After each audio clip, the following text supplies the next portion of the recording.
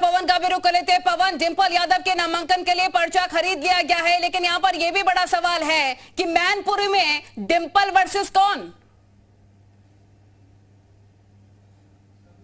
बिल्कुल, लेकिन चूंकि अखिलेश यादव ने डिंपल यादव का नाम अनाउंस किया है, टिकट दिया है, तो पर्चा खरीदा जाना लाजमी है। और डिंपल यादव नॉमिनेशन करेंगी, उसमें अखिलेश यादव होंगी, ये भी सत्य है, क्योंकि जब भी डिंपल यादव नॉमिनेशन करती है उसमें अखिलेश यादव मौजूद रहते हैं। दूसरी तरफ भारतीय जनता पार्टी की रणनीति क्या है? क्या शाक्य समुदाय से ही प्रत्याशी वो देंगे, या अपर्णा यादव जिसकी बात चल रही थी, हालांकि जो खबर आ रही है कि उनका जो 3 लोगों का नाम है उसमें नाम नहीं है, लेकिन अगर अपर्णा यादव की बात माने, और अपर्णा यादव ने जिस तरीके से सभी लोगों से मुलाकात की और उन्होंने वक्त मांगा था, वक्त मांगने के बाद अगर वो हरी झंडी दे देती हैं या वो चुनाव लड़ने के लिए तैयार हो जाती है, तो निश्चित तौर पे Bharatiya Janata party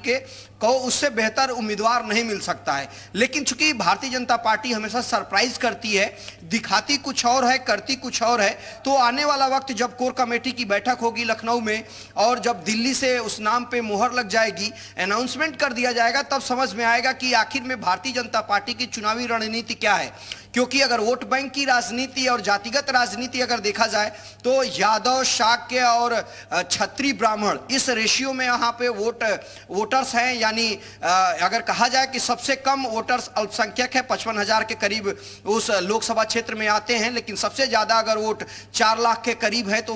OBC Yadav vote bank है। शाक्य भी 2.5-3 के करीब है। तो जातिगत समीकरण बिल्कुल पवन मैं आपके पास लौट के, विशाल आप भी बने रहिए, क्योंकि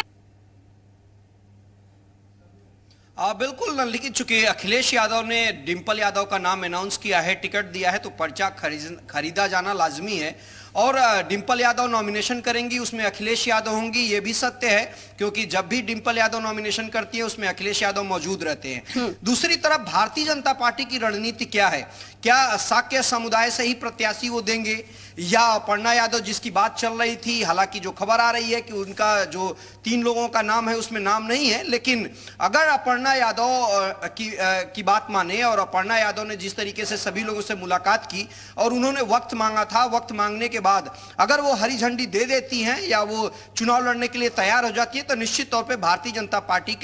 को उससे बेहतर उम्मीदवार नहीं मिल सकता है। लेकिन चूंकि भारतीय जनता पार्टी हमेशा सरप्राइज करती है, दिखाती कुछ और है, करती कुछ और है, तो आने वाला वक्त जब कोर कमेटी की बैठक होगी लखनऊ में, और जब दिल्ली से उस नाम पे मोहर लग जाएगी, अनाउंसमेंट कर दिया जाएगा, तब समझ में आएगा कि आखिर में भारतीय जनता पार्टी की चुनावी रणनीति क्या है। क्योंकि अगर वोट बैंक की राजनीति और जातिगत राजनीति अगर देखा जाए, तो यादव, शाक्य और क्षत्रिय ब्राह्मण, इस रेशियो में यहाँ पे वोटर्स हैं। यानी अगर कहा जाए कि सबसे कम वोटर्स अल्पसंख्यक है, 55,000 के करीब उस लोकसभा क्षेत्र में आते हैं, लेकिन सबसे ज्यादा अगर वोट 4 लाख के करीब है तो